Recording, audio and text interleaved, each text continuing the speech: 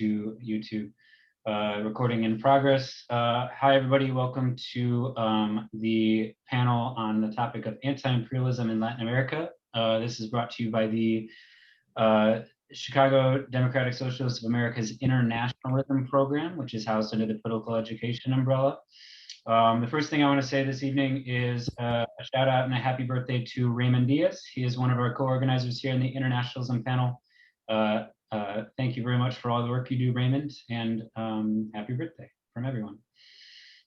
All right, we've got three panelists here today: Eric, Kleppe-Montenegro, Austin Gonzalez, and Brian Mier. I'll get to their bios in just a bit. The way that this is going to work is I'm going to give a brief introduction to the topic. Right after that, each panelist is going to have up to 10 minutes to speak to the topic in general. Any place they want to take it, they can. After that, we've got a Q&A with some prepared questions, and then we're going to have open Q&A with the audience. If you could submit your question to this Google form that we're going to be providing in the chat, that would be ideal, because then Max will read them later and make sure that the questions are dictated concisely and addressed to the proper panelists. And there you go, there is the Google Doc right there. So without further ado, I am going to introduce the topic: anti-imperialism in Latin America.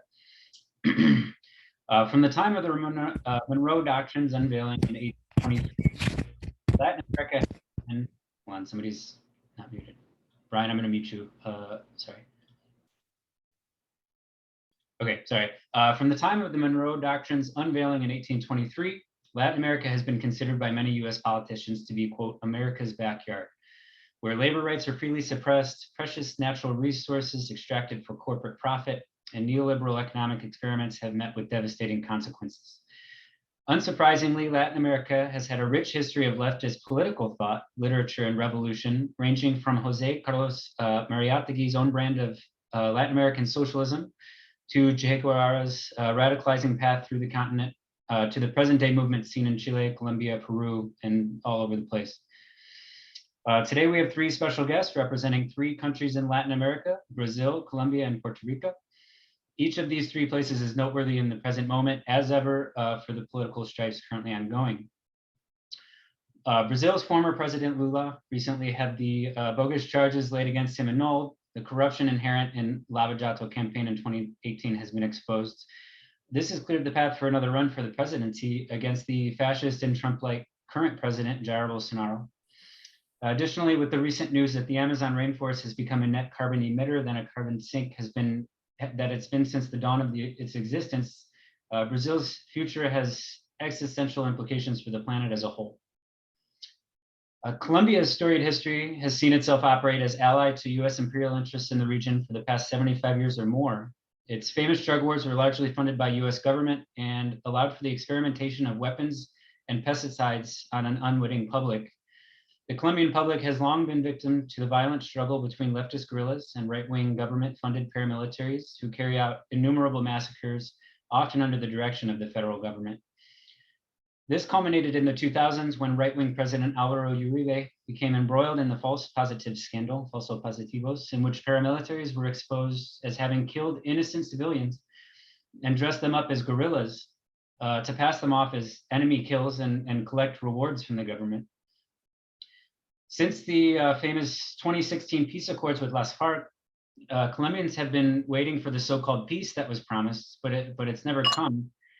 The violence of right-wing paramilitaries and police factions still threatens public universal rights, and an April 2021 bill, which would have greatly increased taxes for the poorest members of society, resulted in massive protests that took the nation by storm and are still ongoing today. Since then, we've seen police, on orders from the government, shoot live rounds at protesters, resulting in at least 44 deaths, hundreds of injuries, and at least 200 disappearances as of the present date. There may be more than that. Eric can fill us in the specific statistics. Last but not least, Puerto Rico has been a US colony since it was taken from Spain at the end of the Spanish-American War in 1898. Since then, it's been the staging ground for US medical experimentation, military weapons testing, and neoliberal exploitation of resources and labor. On top of this, it's occasionally threatened with the gentrification that would accompany statehood, as periodic votes are held to gauge public opinion as to whether they prefer the status quo or full integration into the US as the 51st state.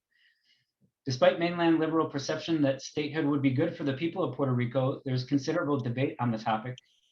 As was the result of statehood in both Hawaii and Alaska, such a status conferred upon Puerto Rico would likely mean an influx of white European American settlement to the island, displacing locals, driving up prices of housing and goods, and bringing with it a high likelihood of cultural genocide, as native Puerto Ricans would be expected to bend to the will towards mainland cultural norms and practices. Our representative for Puerto Rico tonight, Gonzalez, can also perhaps speak to his recent experience as an election observer in both Peru and Venezuela. So I'm going to introduce our panelists one by one. We will start tonight with Eric Kleppe-Montenegro, who will speak on behalf of Colombia. Eric is a member of the Red Condor Collective media team. Locally up in Milwaukee, he's a solidarity organizer and a community storyteller. He was born in the US. His mother is Colombian, and he partially grew up in both Caracas and Sao Paulo. Eric, thank you very much for being with us, and please take your time. Thank you. I appreciate everyone for having myself and all of us on today to speak on this important topic. I look forward to hearing from everyone else's experiences and perspectives as well. You know, I just want to extend a thank you from everybody at Red Condor Collective for inviting us to participate in this conversation.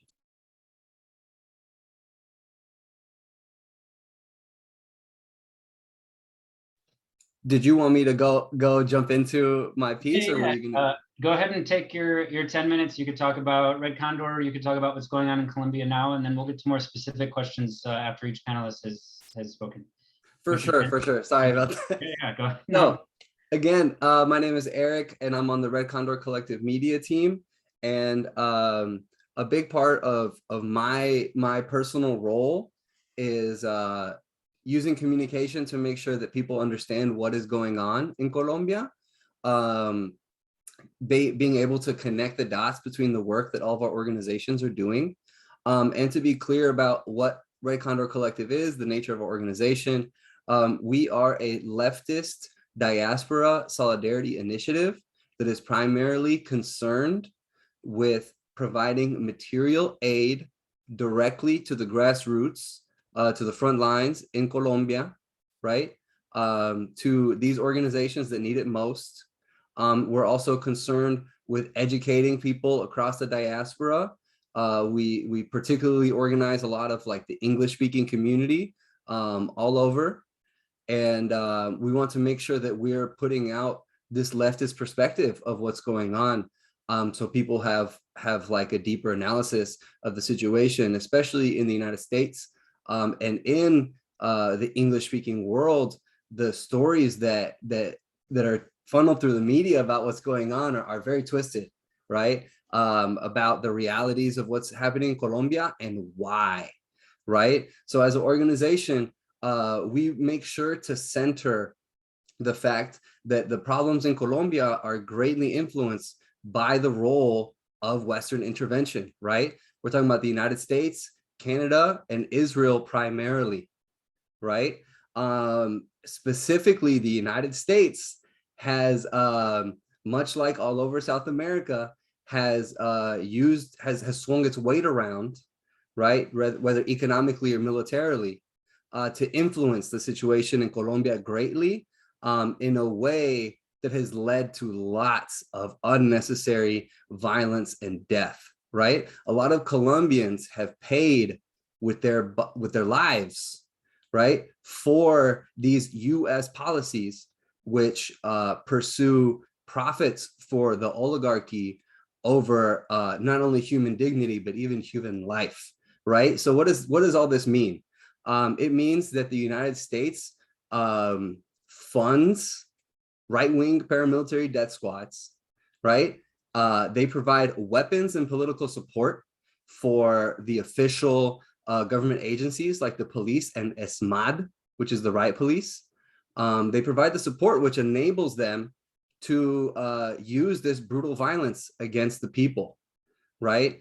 And just to make sure folks have an understanding of what is going on in Colombia right now, there has been a national strike since April 28th, right?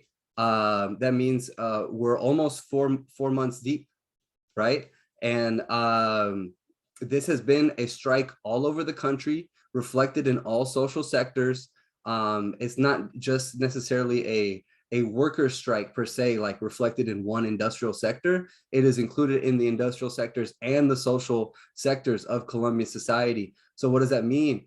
Indigenous organizations across Colombia have been mobilized and mobilizing the people. Afro-Colombian organizations across the country have been mobilizing, right?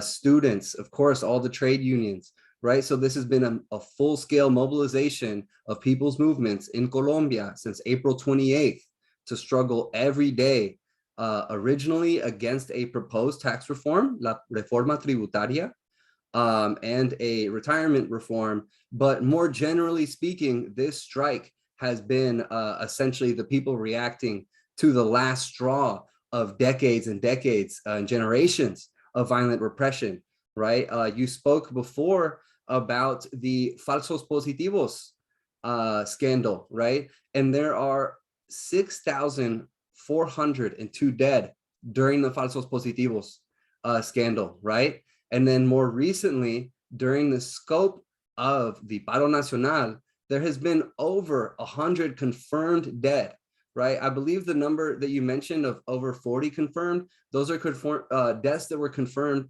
on behalf of the police, committed by the police, right? And the rest are deaths where the perpetrator has not been completely confirmed. However, for the most part, this is ununiformed agents of the states and paramilitary agents who have zero legal authority to exercise any sort of violence, right? So we have over 100 dead during the scope of the paro nacional. We have over 200 confirmed disappearances, right? We have thousands of unlawful detentions and arrests, thousands of incidents of police brutality, right? And of course, dozens of incidents of sexual violence perpetrated by the Colombian military and the police and ESMAD, all of which have the support of the US government, right? So what we're seeing is an extremely unequal situation, an extremely violent situation, and a people who have been rising up in the face of this overwhelming violence and repression to confidently say, ya basta, right? To say, that's enough, no more, we're not having it, it's over, right? This old Colombia is behind us. We're building a new Colombia, right? So Red Condor Collective, our organization, serves to support, uplift, and amplify the work of leftist activists across Colombia. We don't necessarily only support people of one particular political identification or inclination, but we are a leftist organization, right? So we want to make sure that we're supporting folks that are not just reformists, right? That have like a substantial critique and analysis, and that have substantial proposals for how to build power, right? We only support organizations which are deemed to be legal, above ground, legitimate organizations. This is something which is important to mention in the context of Colombia, because as many people are aware, there is an ongoing guerrilla conflict. And anytime you support the left in Colombia, you get accused of supporting the guerrilla, right? It's a sort of taboo that we have in our culture, in our people. And anytime that you support the left, you come out as a socialist or a communist, you're going to be associated with the guerrilla. So it's important to clarify that our organization only supports legitimate, above ground, legal organizations, right? And during the course of the paro nacional, we've been able to raise over 60,000 US dollars, which has gone to the ground in Colombia, supporting people like the medical brigades, like the olla comunitaria, the community food pot, right? Supporting journalists and media organizations, right? Supporting organizations like Congreso de los Pueblos, Buenaventura Resiste, the CRIC, which is an indigenous organization which has been providing a lot of infrastructure around the protests, with the Minga and the Guardia Indígena, the Indigenous Guard, right? So our organization is concerned with supporting these folks, supporting these organizations with the broader goal of pushing for a better Colombia, a better Latino America, right? A more unified and educated diaspora, and a country where people can live with dignity and peace, right? And have better outcomes for their family without having to face massive police repression just because of you're fighting for a better world, right? A lot of folks in the States don't have the biggest understanding of the deep relationship between our two countries, right? The United States and Colombia are very much intertwined, have been for a very long time. It's very important for folks to look into Plan Colombia and Plan Lazo to understand kind of a foundation for a lot of what we see today of our relations between Colombia and the United States. The Clinton administration was a big part of supporting the militarization of the Colombian police, particularly during Plan Colombia. That is what led to the formation of the ESMAD, the Colombian riot police, right? So that's one example where the US government specifically requested the Colombian government form a SWAT police unit, which was then later used to brutally attack the Colombian people, oftentimes with US weapons, sometimes with the support of US helicopters, right? And of course, folks are all aware of all the training in these sort of terrorist strategies that the US has provided for the Colombian military, Colombian paramilitary, whether it's torture tactics or disinformation. The United States has a long history of providing these trainings, as well as the resources and the infrastructure and the political support, which has enabled the Colombian government, specifically the Centro Democrático Party, which has ruled for a very long time. The Colombian government has enabled this violence, right? So it's important for people who are Colombian American or Colombians across the diaspora to stand up for their motherlands, to stand up for their communities, for their people, for all of Latino America, right? And to stand united, because I do believe that we are on the cusp of a moment across the entire continent where we're going to go ahead and push it to the left. So out of fear of continuing to ramble, I think I might just cut it there. And if anyone has specific questions about the situation in Colombia, I can go into it from there. I just don't want to kind of just go off the cuff, just keep on going because I can. Thank you. No, that was great. Thank you, Eric. And again, for those in attendance, we have a Google form. Max, if you could throw that in the chat again. Please submit your questions at any time. We'll be reading from them later. All right, next up is Austin Gonzalez. Austin, I wrote you a little bio here, which I'll read from. Austin Gonzalez is a member of the National Political Committee of the Democratic Socialists of America. He's also co-host of the Machete y Mate podcast, a revolutionary Marxist program for the Latinx community in La Patria Grande and the global diaspora. Machete y Mate can be listened to on all major podcasting platforms. For those interested, please, Austin, take it away. Wonderful. Thank you so much for the great introduction there, Derek. Thank you also, Eric, for your words, and thank you, Brian, for being on this panel as well. Thank you so much to everybody, right? Thank you, Chicago DSA, for having me. My name is Austin Gonzalez. I use he, him, L pronouns, right? And I am a Virginia-based organizer of Puerto Rican descent.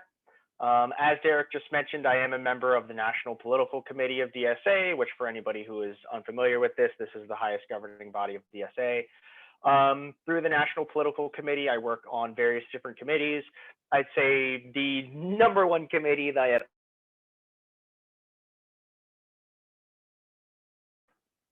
Can you hear me? It looks like I was muted for a second there. Yep, you're back. Cool, I am back, yes. I'd say the committee that I do the most work for within DSA, and the committee that I'm probably most well known for doing work within DSA is the International Committee, right?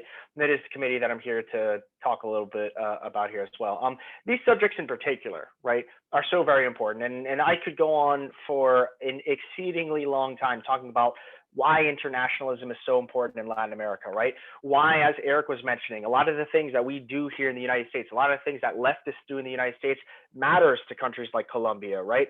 It's US dollars that are going into the pockets of narcos in Colombia to attack left-wing guerrillas and leftists, right? It's US dollars and U.S. funding that went into scandals like Lava Jato to take down the PT in Brazil, right? It's U.S. dollars that, I'll talk a little bit about that are going to the gentrification and the privatization of every single thing that moves in Puerto Rico, it seems these days, right? Literally going after communities of endangered animals, right? Which has a lot of communities up in arms in Puerto Rico, right? But getting back to that initial point, right? Internationalism, and why internationalism is so important in Latin America, why people in the United States should be paying attention, right? And once again, I'll try and be as brief as I possibly can here. So internationalism itself, and even going back to a little bit of my work in DSA, in 2019, myself alongside some other members of Puerto Rican descent within DSA, we came together and we co-authored a resolution known as a resolution on self-determination, anti-imperialism, and decolonization. This resolution that we got adopted in 2019 began a lot of the work that myself and other members within DSA were able to engage with as far as more solidarity with Latin America, more solidarity with groups in Puerto Rico, right? We've done a little bit of work with different groups that have been trying to come together on a solution for the status of Puerto Rico, which is a big deal, obviously, right, for not just Puerto Ricans on the islands, but of course, Puerto Ricans in the diaspora, right? As Eric mentioned repeatedly, something that I've always strongly believed in, something that myself and the other members of Puerto Rican descent in DSA and other just Latin American descent in DSA have always believed in, is connecting diasporas within the United States to the rest of Latin America, right? And once again, going back to that topic of internationalism, internationalism has been core to so many different aspects of radical tradition within Latin America since independence, right? Since Bolivar himself was given resources from Haiti, right? Since Bolivar himself was given resources from the Haitians to continue the wars of independence in South America, right? And even to this day, you see the importance of internationalism, something that I think is such a giveaway, right, for right-wing regimes in Latin America. I just look back to the Áñez coup regime in Bolivia.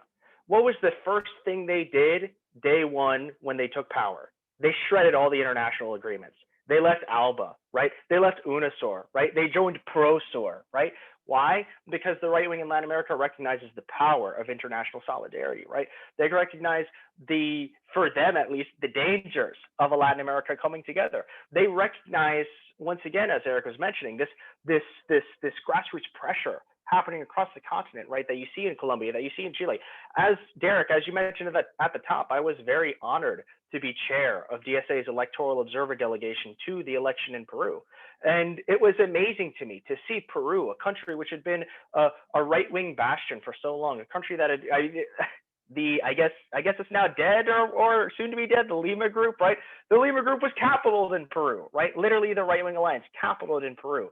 So to see countries like Chile shredding the Pinochet constitution, to see countries like Peru getting prepared to shred the Fujimori constitution, let's hope, right?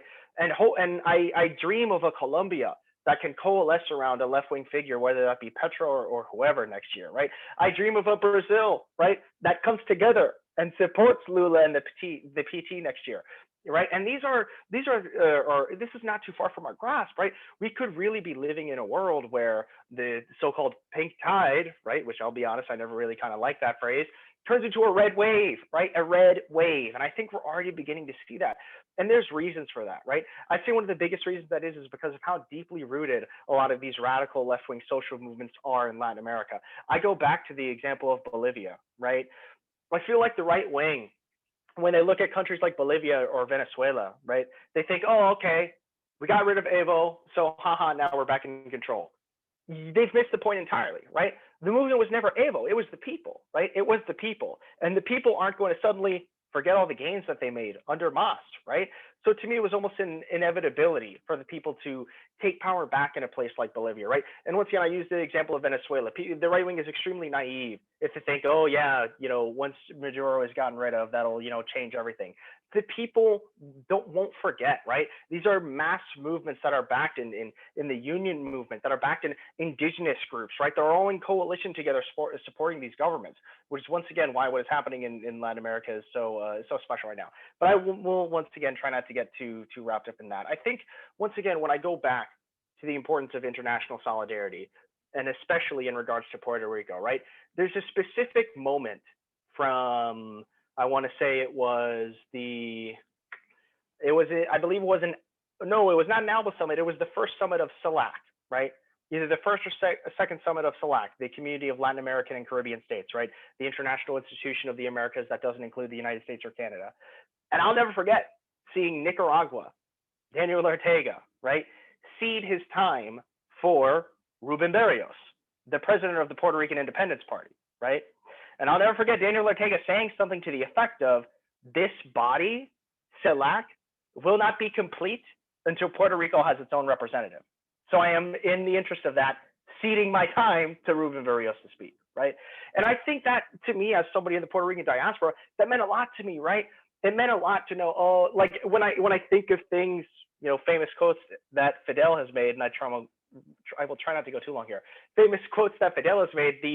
What did he say? As long as there is one Puerto Rican that believes in independence, it is a moral duty of all Cubans to support Puerto Rican independence, something to that effect, right? That sort of international solidarity, it matters. And as I wrap up here, just going to the initial point, being in the United States, being in an organization like DSA, right? Being in organizations like Red Condor Collective, which, Eric, I should say, I have long been inspired by you guys, literally since you all founded. So, well, you all do amazing work. Also, Brazil Wire, Brian, that's also amazing work. I forgot to mention that. Two things that I very much love. But no, the importance of international solidarity for the United States, right? We're in the belly of the beast. We're in the empire, right? It is an absolute duty for leftists in the United States to be fighting our war machine, right? To be recognizing that the military-industrial complex is literally in our backyard, right?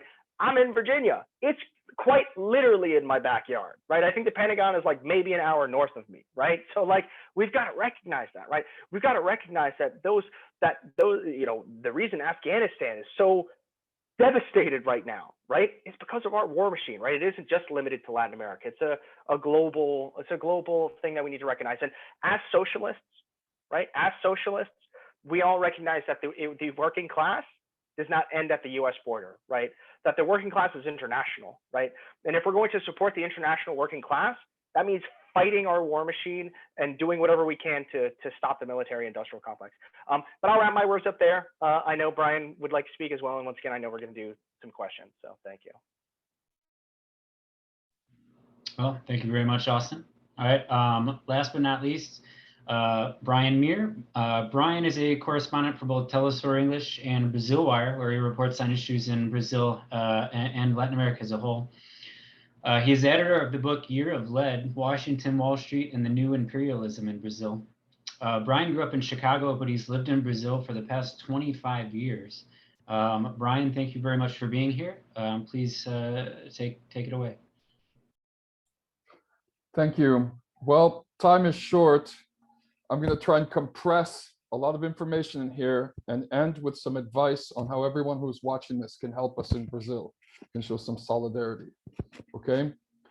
In 1973, Henry Kissinger famously said, "Make Chile's economy scream," as a strategy to destabilize Chile before the CIA-sponsored coup against democratically elected President Salvador Allende. So one thing they did was, working with ITT Copper Corporation, they created an international boycott of Chile's largest commodity, copper, and the hegemonic media like New York Times, Economist, whatever, started publishing all these articles about how Allende just didn't understand economics, right? So in 2015, the Lava Jato task force and Lava Jato judge Sergio Moro, who we now know, were meeting with a group of 17 FBI agents led by Leslie Bakshies every 15 days to get advice and guidance on how to move forward with the investigation. They paralyzed Brazil's 5 largest construction industries its shipbuilding industry, and large sectors of its state petroleum company, causing, we now know, through a study by Diazzi, an industrial research institution, that this caused 4.1 million layoffs and 2.8% of Brazil's 3.4% drop in GDP in 2015 was caused by these actions that were done under guidance of the US. So at the time when I was talking about this stuff, we used to get pushback from US leftist academics and things that, like, if we were talking about US involvement in all of this, we were denying agency to the Brazilian people and things like that. My point here is not that I'm not going to rank levels of causality. Complex issues have multiple causes with different grades of causality. If you're American and you consider yourself to be a leftist, you have an existential duty to talk about and acknowledge what your country is doing in other countries' democratic electoral processes and how it's messing things up. So moving forwards to 2016, after a year of dragging the Workers' Party through the mud with slander and defamation, including 8 articles associating Dilma Rousseff with corruption on the week before the elections in the New York Times, 2014 elections, Lava Jato Judge Sergio Moro illegally tape recorded a conversation between Lula and President Dilma and leaked it to the media after editing it to make it look as incriminating as possible. We know these were all factors in the illegitimate impeachment of Dilma Rousseff. And we know at this point that the US Democratic Party was involved heavily in this entire process. The Department of Justice, Lava Jato collaboration, which was public knowledge in the US media in 2016, New York Times talked about it, and then it just kind of like disappears from the media for a couple of years until The Intercept published some of those leaks from Operation Spoofing. We know that they were a full partner. They were collecting billions of dollars of fines from Brazilian companies in 2016.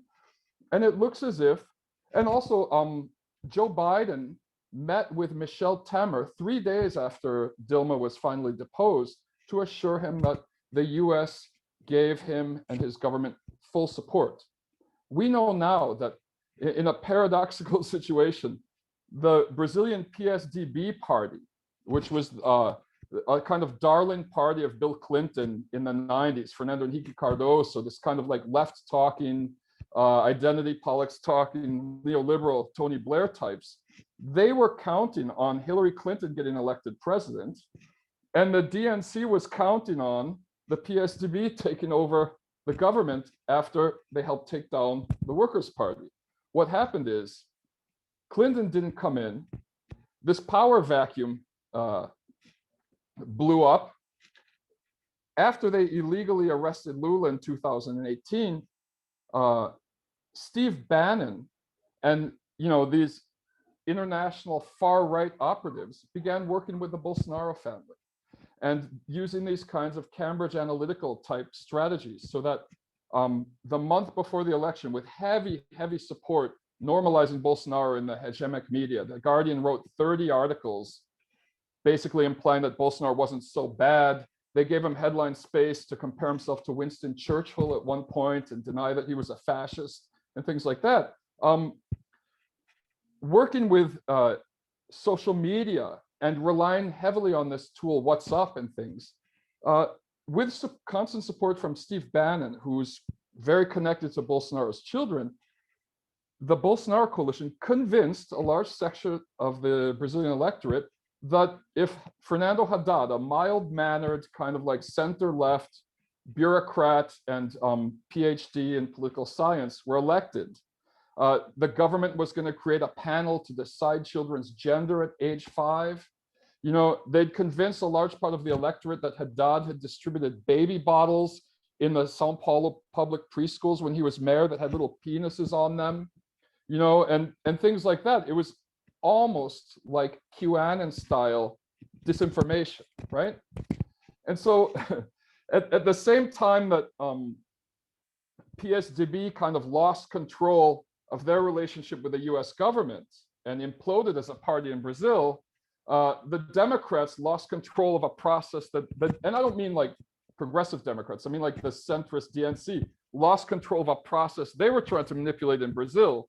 And so Trump had his type of person take power. All right. So it's all really crazy.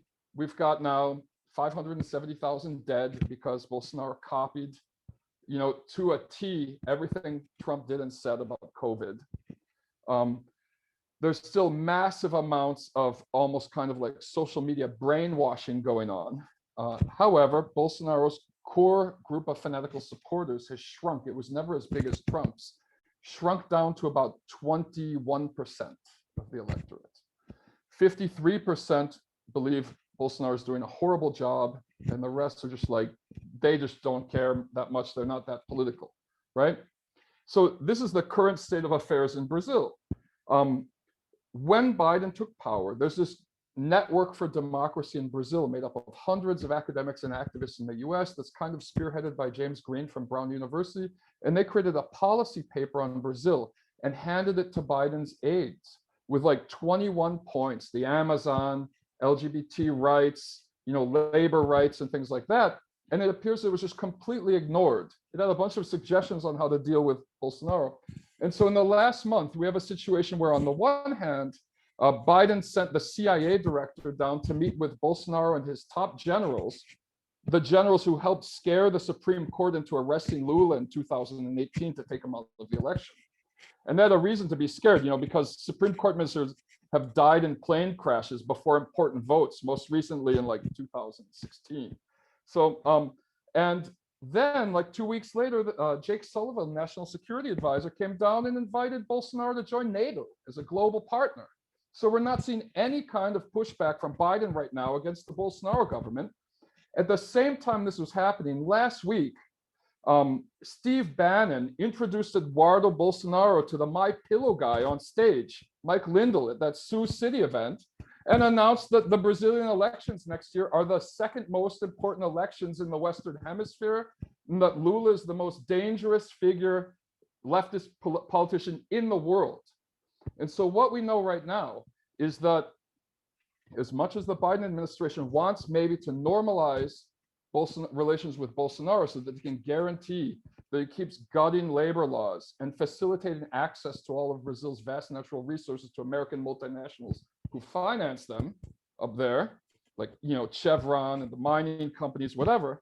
As much as that's going on, we also know that Bannon and his group, his evil cabal, are planning on using next year's election in Brazil to, pilot all kinds of super manipulative social media brainwashing techniques, which they'll go on and use on the American public in 2024.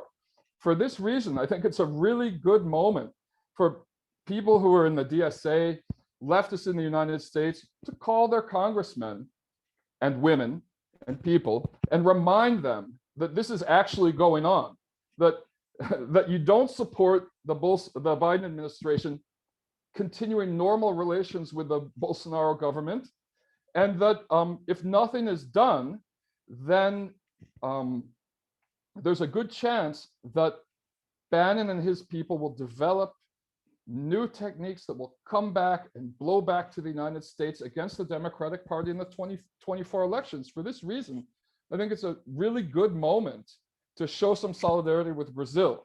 Like, it's a really opportune moment because Bolsonaro still doesn't recognize that Biden won the election. I mean, he begrudgingly did it weeks after it happened, but he's gone back, he's backpedaling on social media and constantly telling his followers on Facebook Live, which he's never been censored from, that Trump is the real winner of the elections, So that's my little analysis of the conjuncture. Please help, please call your lawmakers. It's a wild saga. Thank you, Ryan. So everybody, I know there's a few new people who've joined. Max, if you could link the sign-in, yes, and we've got a Google form handy for you to submit questions, which will be read to the panelists a bit later as Q&A opens up. I'm going to start with a couple of the prepared questions. And I think the way that I'm going to do this is I'll I'll call on folks. I don't know, we'll figure it out. So the first question is about the media generally, and I know Brian's going to want to talk about this, but I actually wrote up the question to kick it back to Eric, who began the evening. So we'll hear from him first. So the question is as follows. Eric, the bourgeois media in Colombia, much like that of the United States in the summer of 2020, has been utilizing a politics of civility to delegitimize the current movement. Anti-indigenous rhetoric, as well as canards such as the looting of small businesses or the brash demeanor of the protesters, have all been invoked in order to paint the movement in a negative light and turn the public against it. This sort of reporting is utilized to divide the population and confuse a cohesive narrative, which would otherwise clearly pit the ruling class as the enemy. Eric, what can you tell us about how this media push has influenced the feelings of Colombians on the ground as it pertains to the current movement? Has it helped to restore the perceived legitimacy of the government in their eyes? Or do you think people are finally waking up to these tired tropes used to fool people into complacency and live with the status quo? Thank you very much for that question. I think it's an important thing for us to consider the role of the ruling class media organizations in constructing and controlling the narrative, whether in Colombia or, like you said, in the United States. Of course, in Colombia, the major news outlets have come out, like you said, against the protests, right? And they've been largely working to demonize the protest movement as a whole, right? So some of the things that we see is people being defamed as vándalos or vandals, right? So then they kind of just focus on acts of graffiti or small scale property destruction that might be going on. And they really focus in on that as the main issue instead of really talking about the corruption and the state violence and the poverty and inequality, which is the cause of the protests, right? So again, the media, we see they derail the entire narrative to focus on like a small scale of the situation. Meanwhile, they ignore the entire context, right? So a lot of people also see media narratives where people in the media want to say that there's infiltrados or infiltrators, or that the movement has been infiltrated by members of the guerrilla, right? Which is simply not true. And that is, like you say, it's interesting to see how these same recycled tropes, how they hit different in 2021, right? Because now we're living in the age of social media where a lot of these sort of tropes that are recycled from the 90s no longer apply, right? Or people can really understand more about the context on their own, right? And get and follow these organizations directly instead of having to hear through the corporate news media. And also, this is one of the first times in recent history where there's been this big uprising when there's very, very little armed conflict going on, right? So a lot of times the government just wants to blame everything on the guerrilla, right? And connect everything back to guerrilla, but they're not really involved in the streets on the ground, right? So the scapegoats are not there, right? The classic scapegoat was the guerrilla. So now they're trying to say, oh, it's the vándalos or the vandals on the front lines, right? But again, these same media narratives are finally being tackled and dismantled thanks to the power that we have through social media. For example, like conversations like we're having right now, right? Local Colombian organizers and organizations, media outlets are able to have these type of grassroots conversations on their own and reach the audience directly and make sure that the Colombian people know directly what's going on, not just being filtered through the corporate media, right? So a lot of media collectives and local grassroots organizations have come out in this moment. I mentioned them before, La Directa, Revolución Integral, Canal 2.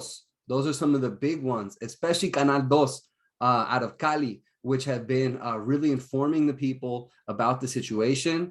We've seen lots of photojournalists who are out on the ground risking their lives to get these images out to us, right? And now with this connectivity that we see through social media, through the proliferation of smartphones, the ease of access to cameras like DSLRs.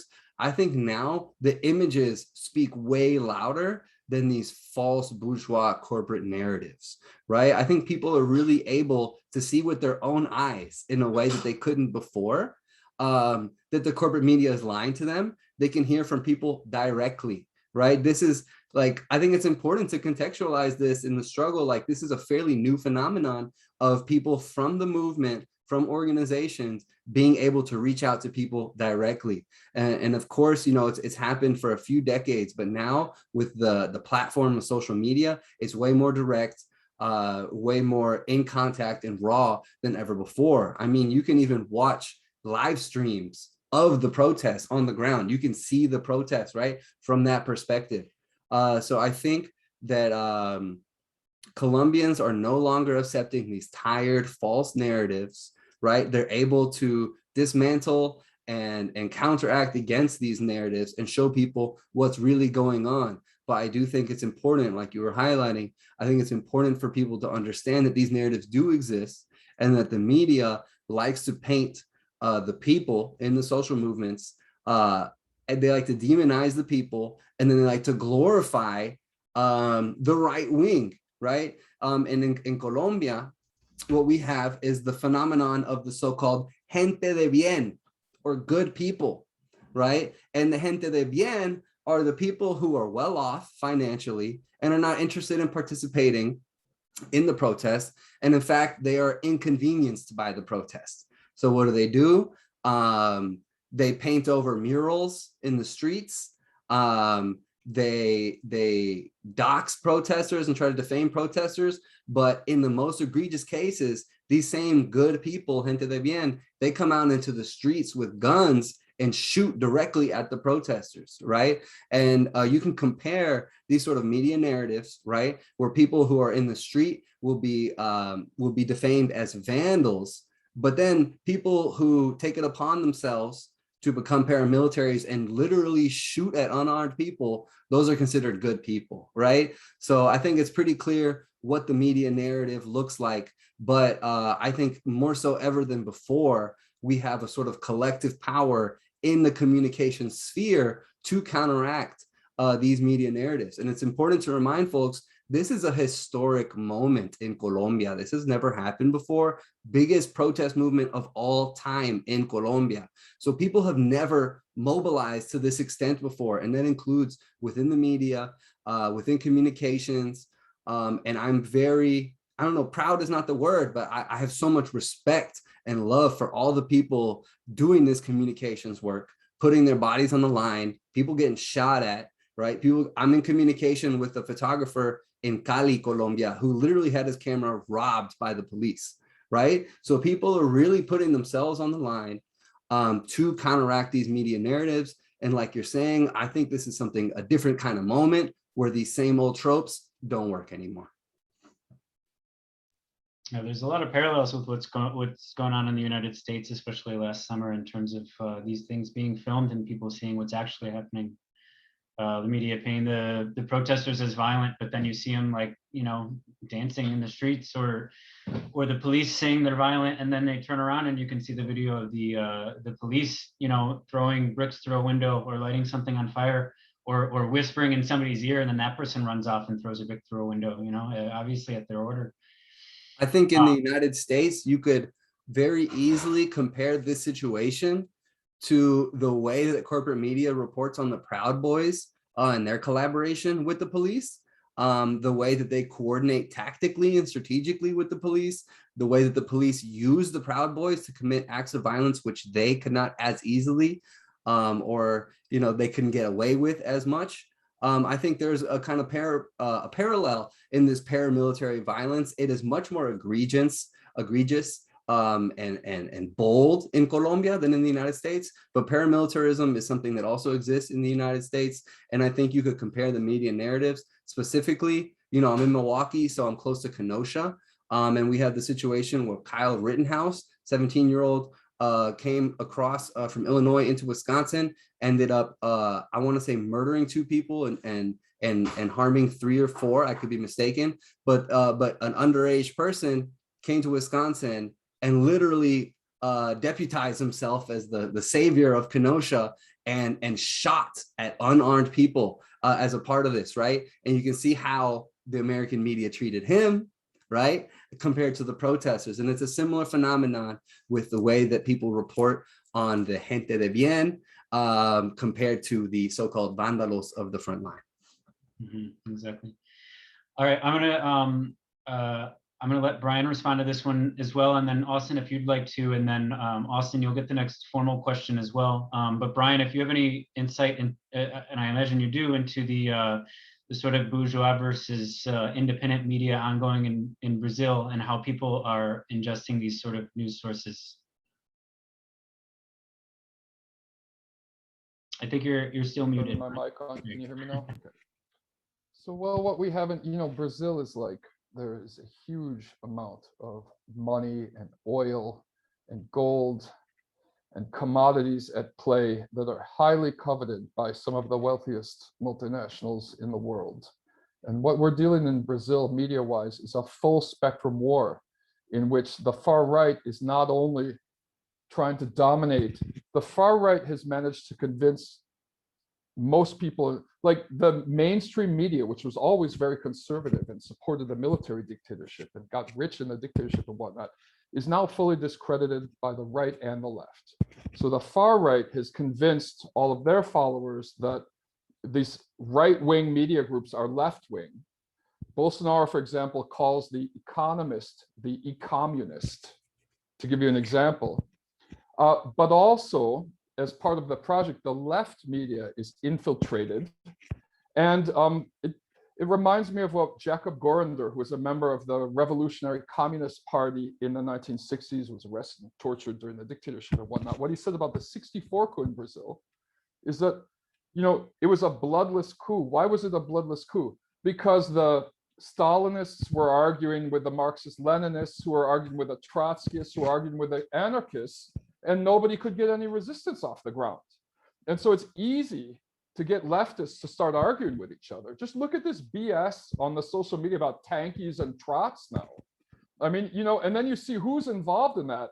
A lot of people who are stimulating the arguments have bizarre connections to like libertarian think tanks, like spiked left, was it LM Network in England, Institute of Ideas. All of a sudden they're like waxing against tankies. And then it's very easy to get little independent media groups or so-called independent media start arguing with each other. And this essentially like weakens the left resistance a lot.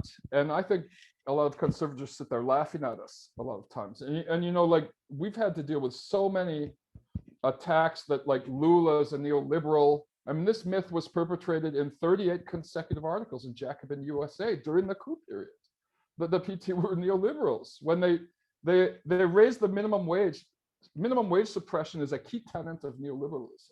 They raised the minimum wage from $50 a month to $315 a month in dollar terms during their tenure. That's not neoliberal. Obviously, they're not. I mean, the Workers' Party, there's a difference between the party ideology and what they managed to pull off with a minority presence in Congress and the Senate during 13 years, forced to enter coalition with right-wing parties.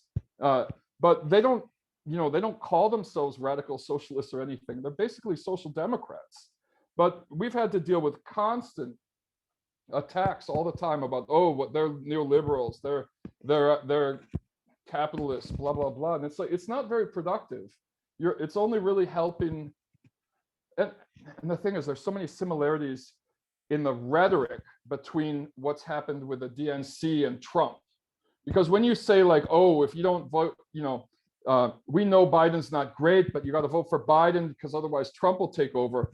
I mean, there's a big difference between ideologically speaking and practically what they actually pulled off, the Workers' Party and like the US Democratic Party, right? Like, so it's not something that you compare. Like it seemed for a while like a lot of Anglo leftists were comparing the Workers' Party as if it were like the Obama administration or something, when they built like 17 new free public universities and created an affirmative action program that guarantees 50% of all free public university slots for people from the working class and things like that. I mean, it's not, I don't know. I could go on and on about this, but I know we don't have much time. All I'm saying though, Eric, is just be careful with the shitstorm that can possibly happen in the indie media in Colombia now during these times, because the right is definitely going to infiltrate the left indie media to create chaos. There's definitely already some element of that type of phenomenon going on, of chaos being fermented for sure.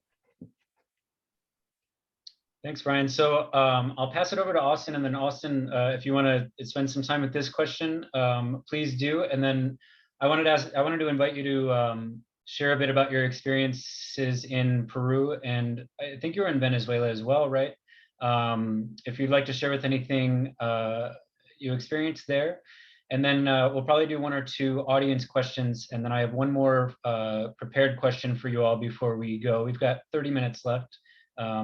So Austin, please take it away. Cool. Yeah, I did want to piggyback on a few of the different points that both Eric and Brian made there.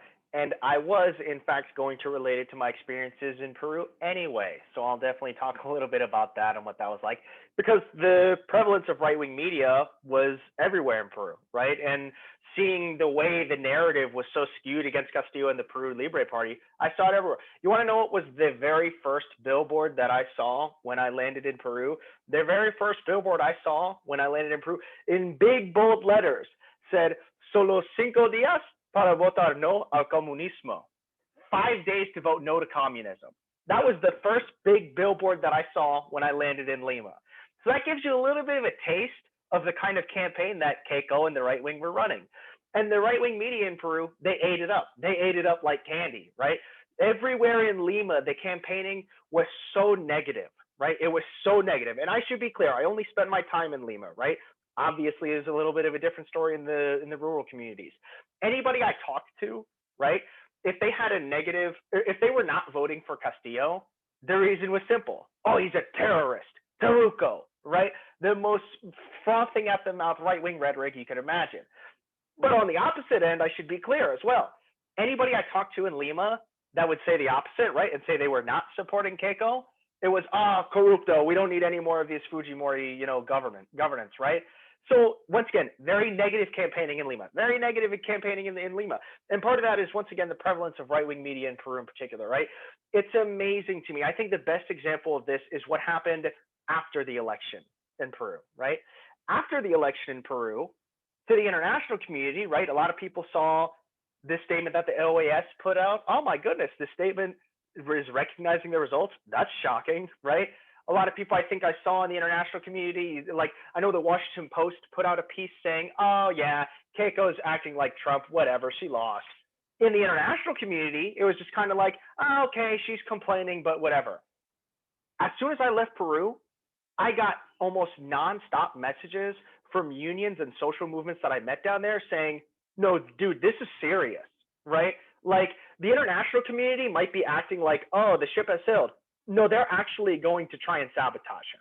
Like the way the media is so in lockstep with the right wing in Peru, and we're so in lockstep with Keiko Fujimori, they had a completely skewed worldview, right? Their worldview was literally different than the one that was being told to the international community, right? Because nonstop every day in Peruvian right-wing media, oh, well, I don't know. Look at, I think Keiko's got a point here. Oh, maybe there was fire. Look at all the high totals in the rural community. I don't know. I think there is a serious issue here, right? So for average day Peruvians, for the union people that I met with, they were responding to me in panic, right? They were responding to me once again saying, oh my goodness, like you got to tell the international community what's actually going on here. You got to like send a, Brian, you mentioned something that DSA members and people can do as far as like reaching out to your representatives. We reached out to representatives. We helped get forces together to get the Congressional Progressive Caucus to put out a statement the week of saying, okay, everybody needs to calm down. There's no fraud in Peru. We need to respect the results, right? And once again, that sort of stuff is very important, right? Because to right-wingers in Latin America, to right-wingers in Peru, seeing a statement coming from members of Congress, oh, that's like holy territory there, right? Even for the right wing, right? So like once again, it was so interesting to me to once again to see the difference of narrative in Peru, the difference of narrative coming out of the election, and once again going back to the question, speaking about my experience in Peru in general, and in Venezuela. Derek, as you mentioned, I was in Venezuela for a little bit, which was an interesting experience as well. I think for me, and I will try and be brief here. I think for me, one of the biggest reasons I thought it was so critically important for the Democratic Socialists of America to send an election observer delegation to Peru is for a lot of different reasons, right? I think one, myself, much like as I'm sure Brian, Eric, and literally anybody else who pays to Latin American politics was thinking, my first thought when I saw it was between Pedro Castillo and Keiko was, holy shit, right? That was my first thought. My first thought was, wow, a country like Peru is headed for an election that is a runoff between an actual left-wing candidate and a return of Fujimorismo, right? Like, no matter how you slice it, this election is going to have critically important aftershocks for the entire region, right? Not just South America, for the entire hemisphere, right? Because this is Peru we're talking about. This is Peru, which is, I often say, you know, Peru, this is the seat of the Inca Empire, right? This is a country that should be a regional powerhouse. It's much like Colombia, right? In that it is intentionally designed to be as powerless as possible. Because if it was actually independent, and if it was actually working for its own people, it would be a powerhouse, right? It would literally be a powerhouse, and it would be devastating for US interests in the region. Which is why, once again, even today or this week, seeing Hector Bejar, the foreign minister that Pedro Castillo had appointed, have to resign, in part because of backlash from right-wing media in Peru, is just an example, once again, of how vicious they are, right? How vicious they are. And this is why it's so important. Oh, it's so important, as we were talking about, to have genuine alternative left-wing media, right?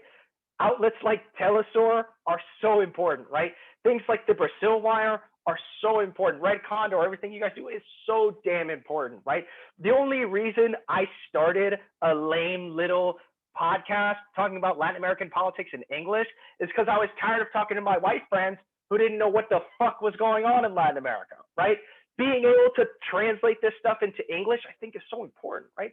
Especially to audiences in the United States, right? Who, as you just mentioned, Eric, we have skewed right-wing media here, right? We have skewed right-wing media here talking about how Kyle Rittenhouse, the vigilante leader, right? All this stuff like that. Like, the vigilantism, it happens here too, right? So I think it's so important for us to be doing what we can to us in the diaspora, us who straddle both of these worlds, doing what we can to help others digest this information, help people put this information into context. I think I see so many leftists in the United States when they look at Latin America or even the global South in general, really just go for binary black or white thinking, right? Just, okay, Lula, you know, he did that deal with those contractors. He must just be bad like every other government, right? There's no nuance, right? They don't do anything with nuance, right? And so I think it's so important, as you're mentioning, Brian, there's a lot of nuances with a lot of the things that the PT had to do, right? There's a lot of different nuances that went into those decisions, right? And I think a lot of people easily kind of forget that. But I'm ranting now. I'm rambling. Good Lord Almighty, I didn't even talk about Venezuela. I could do that for literally 20 minutes, but I will be respectful of everybody's time and just say that when I went to Venezuela, that was also an eye-opening experience. I spent a lot of time meeting with different communes in Venezuela, which was beautiful. I think once again, actual worker control from the ground level up, I think to me that's socialism, and every socialist in the world should be admiring that. Thanks, Austin. Yeah, that was great. So I'm going to turn it over to co-organizer here in the Internationalism program, Max O'Connell, to read at least one, hopefully two, if we're given time, questions from the audience before we wrap it up. Max, if you would, please read off your chosen question. Hi, everyone. Thanks again for coming. I'll start with this. This is a question to all of the panelists. Can you recommend any strategies for countering the imperialist or interventionist tendencies among the US left that lead them to uphold violence against our nations?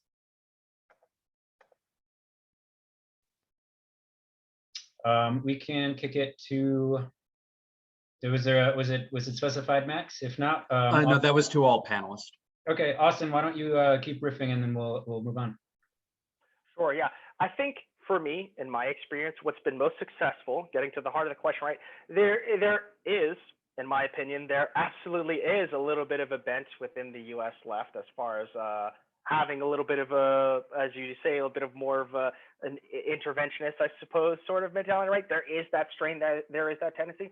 In my experience, just speaking from my experience, what has been most helpful is kind of going on the point I just made, right? Getting leftists in the United States to actually meet leftists in Latin America, right? I think it was so critically important to actually go to Peru and meet the people there, right? And to me, like the delegation that I brought down there, it wasn't all like wild ideologues like I am, right? A lot of it were blank slates, DSA members who don't know anything about Peru, right? They, and also for Venezuela as well, I think everybody came away from these trips with a much more nuanced understanding of the situation on the ground, right? It's one thing to be here, and obviously not everybody can just go to a Latin American country, right? But meet people from Latin America, talk to people from Latin America. Dare I say, read Brazil Wire and follow what the Red Condor Collective is doing, right? Those types of things, right? I think that's actually critically important. And listen to my podcast, obviously, that goes without saying. But doing those sorts of things, right? Consuming media from these places, I think, is important. Actually meeting with those people. It was, the last thing I'll say here, it was astonishing to me when I went to Peru in particular. I was so happy, and so it filled me with such pride to have elected officials from the United States meeting with campesinos from Peru, meeting with ronderos from Peru, meeting with union leaders from Peru. And what was so humbling was how every single time we met with anybody, they were almost more excited to meet with us than we were with them, right? Many times these people, they just want somebody to tell their story to, right?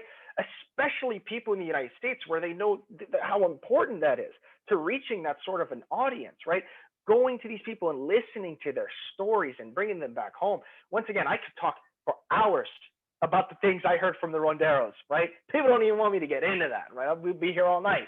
But once again, I think what's important is, one, recognizing that tendency exists, because it does, right? Within the US left, right? To me, not a proper principled anti-imperialism, I would say, right? And once again, doing our best to get people talking to each other, right? To recognizing that this is, the working class is an international one, right? As I said earlier, the working class does not stop at the US border. I hope that answers that question at least a little bit. Yeah, why don't we, let's jump over to Eric and then round out with Brian. My recommendation here, to kind of counteract this bent that we see within the US left, would be to push for an anti-colonial analysis and understanding of history, right?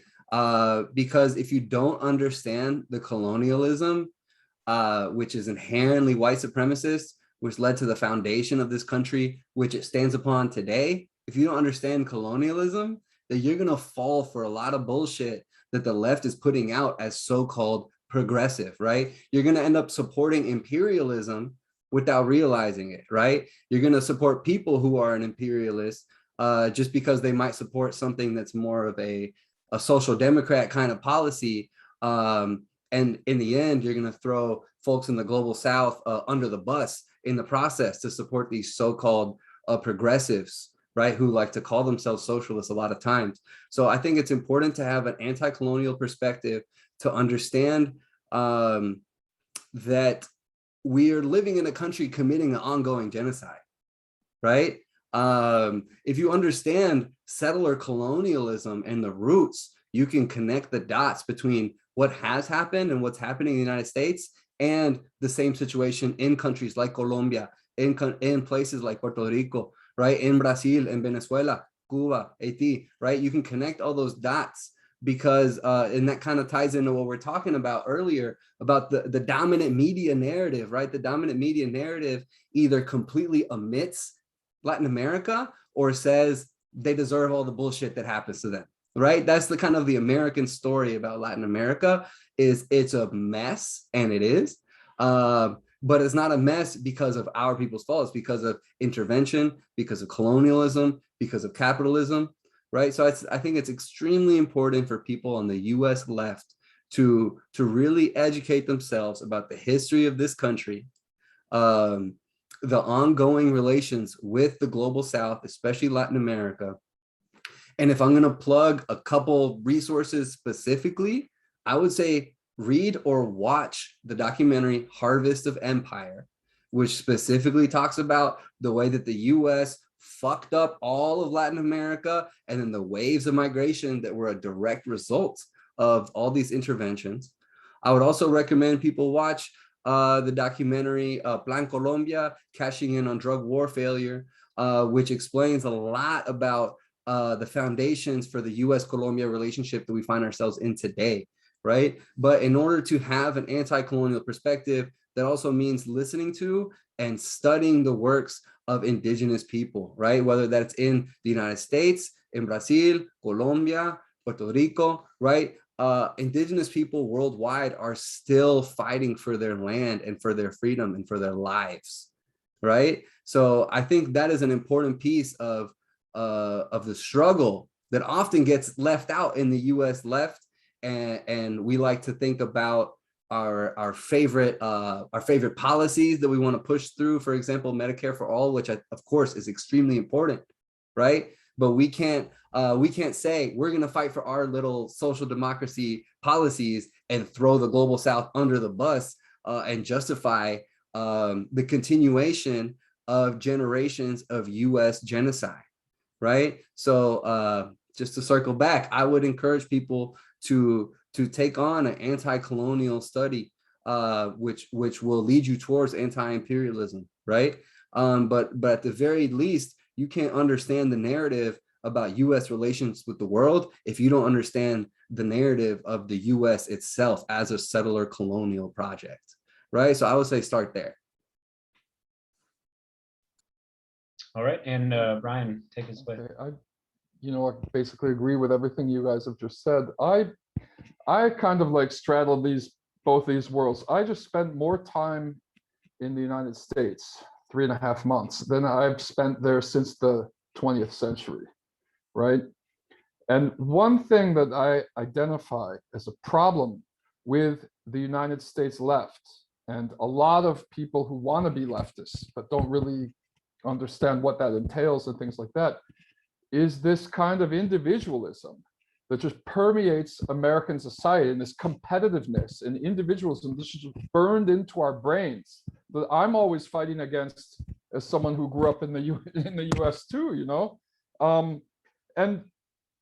so what you see when you see some imperialist narratives being replicated by leftist academics even, or people who are leftist activists in the US in regards to Latin America, a lot of times, is I think you see this individualization of these collective political struggles that are going on in Latin America.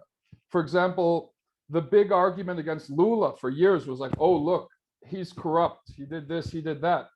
The Workers' Party is a project for a nation that's based on developmentalism that was pioneered by Raúl Prebisch and Celso Furtado in ECLAC in Chile in the 1950s, which is it builds on Keynesianism, and it's about like strengthening internal production and consumption and maintaining sovereignty against imperialist North, and also solidarity with other South countries, South-South solidarity, and a kind of like geopolitical non-alignment.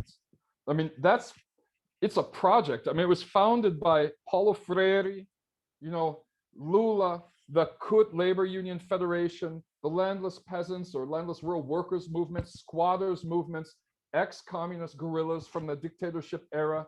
And this is a base core following or support group of this project of like 22 million core members, union workers, liberation theology, priests and nuns, and people who come out of the liberation theology movement.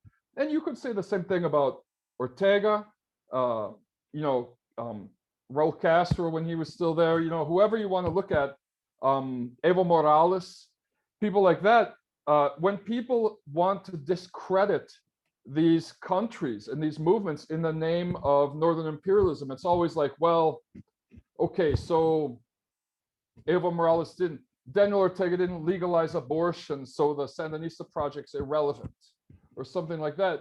And I think one way to counter this is just go, well, let's slow down. What is the actual project? Why did all of these people choose this person? I mean, he's just a representative of a project for a nation that was developed collectively? Do you know about the struggle of these different groups that make up this project to try and break, out of the individualism?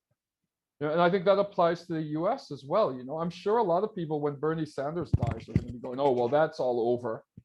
And then it's important to emphasize how Bernie Sanders got to where he was. And what groups make that up, and what's the collective struggle behind this? Thanks, Brian. All right, we've got exactly 10 minutes left. So what we're going to do is we're going to do one more quick question from the audience, which I think is directed at a particular panelist. So we'll do that. And then if others would like to take a couple minutes as well, try to keep your answers relatively brief, so we have at least a few minutes left for announcements and closing remarks. Max, if you would like to convey that question, please do. Yeah, this is a question submitted to Eric. How can socialism, communism, and the left's general image in Colombia be recuperated in the eyes of the general public? The person who submitted this question says their family in the States and in Colombia support and have participated in the Paro Nacional, but when leftist viewpoints are brought up, they dismiss them completely. Thank you for sharing this question. I believe this is an uphill battle that a lot of us who come from Colombian families or are part of these communities, we deal with, right? Is a lot of times folks will support progressive ideas, but then when you say, yeah, that's socialism or that's communism and that's what I am, then it's like, whoa, slow down. I supported the stuff. I didn't support the communism, So it's a difficult thing for a lot of us. And honestly, I don't think a lot of people in the United States know what it is to be a communist in a country where there has been this history of armed conflict, right? It means something else. It has different implications. It rings different bells, right? It evokes different kind of imagery. Of course, in the United States, there's like the Red Scare, right? Of course, there's like McCarthyism, right? But in Colombia, the amount of demonization of left politics that has happened is so deep, and it makes it very difficult for us to organize openly. So my recommendation then would be to just have a clear understanding of how to communicate these ideas and stand on those ideas, right? And my recommendation for the left at large is to lead by example in implementing these ideas and dispelling the myths around socialism and communists and their proponents, right? Show people they're wrong by organizing, by winning, right? And show people that socialism and communism in Latin America is a beautiful new thing that we're forming, right? It's not something that we're copying from previous centuries. It's not something we're copying from Europe. It's something that is being formed and that is being built every day across Latin America. So I would recommend for folks to really make sure they have a good grasp on how to communicate with people and how to implement these ideas, because your traditional argument or conversation with someone is only going to go so far. The word communism is often a wall that people cannot get over, but you can communicate the ideas and the implementation and not face the same sort of backlash. However, I'm not saying to be afraid of calling yourself a socialist or communist. I personally openly identify as such when organizing in my community. And a lot of times that means I have to deal with people who say, hold up, I'm not a leftist. Or they'll say ni de izquierda, ni de derecha, I'm not left or right, which what does that mean? You're usually on the right wing, right? If you say something like that, because it means you don't know you're on the right. Usually that means you're a liberal, which is on the right. So, and that's the same thing in the States, right? But what I'm saying here is that we need to have confidence in our convictions, and we can't back away from these difficult conversations in our communities, right? Because half of the time, the people who say, oh, they're not a socialist or they're afraid of socialism, they can't articulate what socialism means, right? And that same applies right here in the United States. Most critics of socialism or communism can't actually define the terms in real ways. So for anyone that is facing a sort of uphill battle in their communities, specifically Colombians and Latin Americans, my recommendation is stand firm in your position, know how to explain it, know how to apply it, and build power, right? I think that is one of the first things that you can do to show people you mean business, is organize with other socialists and communists, build power, build your organization, right? And then when you face criticisms, you can point at your organization and say, that's what communism does, right? That's how we build socialism, right? That's what we're working towards. These people with real faces, right? With real lives behind it. So we need to demystify what communism means, right? And we need to directly and confidently and passionately dismantle these false narratives around it, which has made people in our community afraid. And I do think that that is something for folks in the United States. They really need to understand how different all of our contexts are. And the fact that Colombia is a country with ongoing guerrilla warfare means that things move a little bit differently, right? And that people are often afraid of these kind of politics because they associate it with what? With guerrilla tactics, right? So when you can show people that these ideas can be implemented and that we can build a real transformative movement, I think that speaks even louder than any sort of argument that you would have with people about it. But it is a very difficult phenomenon. I've been through it myself a lot of times with Colombians, and I'm just open about it. I'm open about what I am and let them know that's what motivates me to do this, right? If I wasn't a communist, I wouldn't be doing this right now, right? So the fact that we're doing this solidarity work should show you that the left wing actually cares about the people. The right wing doesn't give a fuck about anything but profit, right? So get with the left side because we're the ones actually doing shit, right? So that's my recommendation. Thanks, Eric. I know this is a tall order, Brian and Austin, but Brian, would you like to take about a minute to respond? You're welcome to do so. You do not have to. Yeah, I won't make any statements about Colombia. I've never been there. I'd love to go. I just think it's important in terms of actually taking power.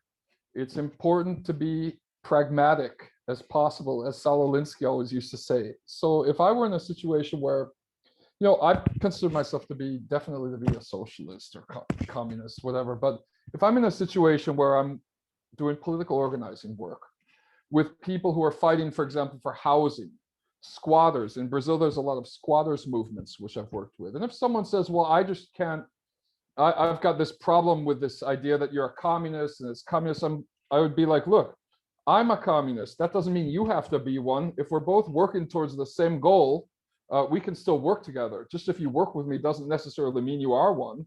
And then I just continue doing what I was doing. And eventually, who knows how it plays out. But I just think it's important to remain pragmatic. Thank you, Brian. And Austin, please. Sure, I'll try and be relatively brief here. I think those are great points that Brian made and that Eric made earlier, right? And I think kind of tying in a couple of those threads, right? Political education is so important, right? As a leftist, as a socialist, you got to always be engaging in political education, right? That struggle never stops, right? We never stop waging that fight, right? You got to educate people to the best of our abilities on what these terms actually mean, what this actually means for them. And I even think about the experiences in Puerto Rico, right? It's very similar, right? Leftism, independentismo, dragged through the mud, right? Dragged through the mud to the point systematically, right? To where people believe every possible evil, like in the same breath, people will say how great it is that Puerto Rico is a part of the United States and thank God we're not communists. Meanwhile, Cuba's hurricane preparedness shits all over Puerto Rico's hurricane preparedness. And you'll hear people say those things in the same breath, right? Oh, thank God we're not Cuba. I kind of wish we were Cuba after the hurricanes, but whatever, right? Oh, if we were under communism, there'd be so many blackouts. Well, there's blackouts in Puerto Rico all the time, right? When I was in Venezuela, I didn't experience a single blackout, right? So once again, it's just amazing, the cognitive dissonance, the propaganda. And the last thing I'll say here, right? It's an uphill battle, as Eric said. But even just last year, the Puerto Rican Independence Party had its best showing in decades. So political education, being active in the community, it's a long struggle, but it's one we have to keep fighting.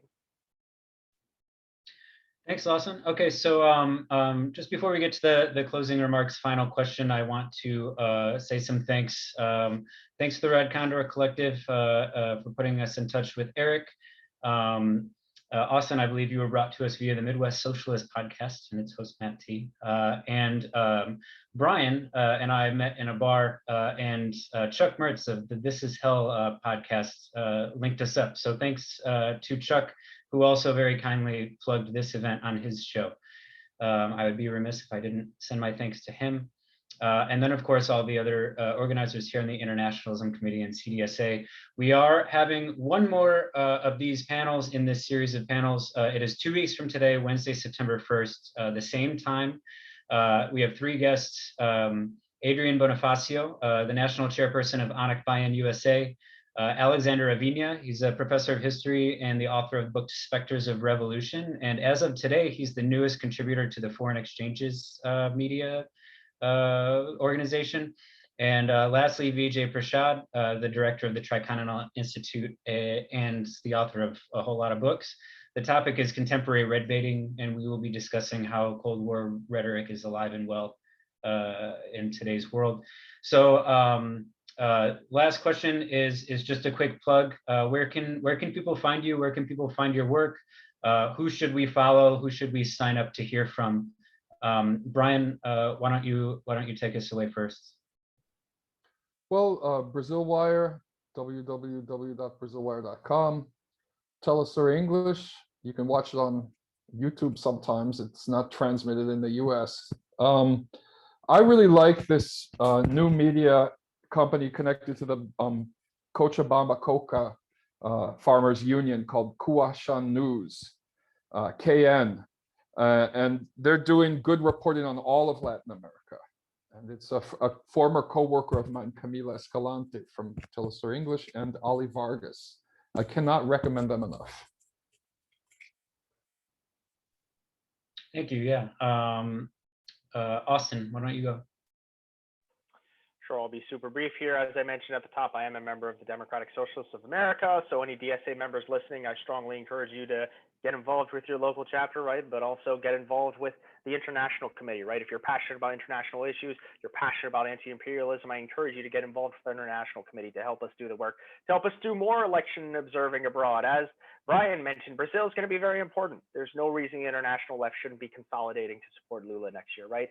You can find me on Twitter, unfortunately, right? At Gaius_Gracchus_. And you can also find me on my podcast, Machete y Mate, where we cover Latin American politics in English from a revolutionary leftist perspective. And once again, thank you, Derek. Thank you, everybody. Thank you for your time. And thank you. Eric, round us out. Thank you again, everybody. I just want to go ahead and say, again, I'm a member of Red Condor Collective. We can be found on Instagram, on Twitter, Facebook, YouTube. You can check out our Spotify podcast, Red Condor Hour. It's a really great podcast. Hopefully we're going to start our study group again relatively soon. So get in touch with us through any of the platforms where you can find us. Again, Red Condor Collective. And I would want to recommend folks who are interested in keeping up with the situation in Colombia to follow Canal 2, to follow Buenaventura Resiste, to follow La Directa. And of course, if you follow Red Condor Collective, we can kind of help direct you towards all those different organizations and groups reporting on the ground in Colombia. I want to say, Guardia, Guardia, Fuerza, Fuerza, el paro no para, el paro sigue, Latinoamérica está presente, estamos aqui todos juntos. E para o povo brasileiro, quero dizer que nós também estamos com vocês na sua luta pela libertação. Nós também dizemos fora Bolsonaro. The whole Latin American people, we're uniting. We're connecting the dots, right? We're connecting with folks in Palestine.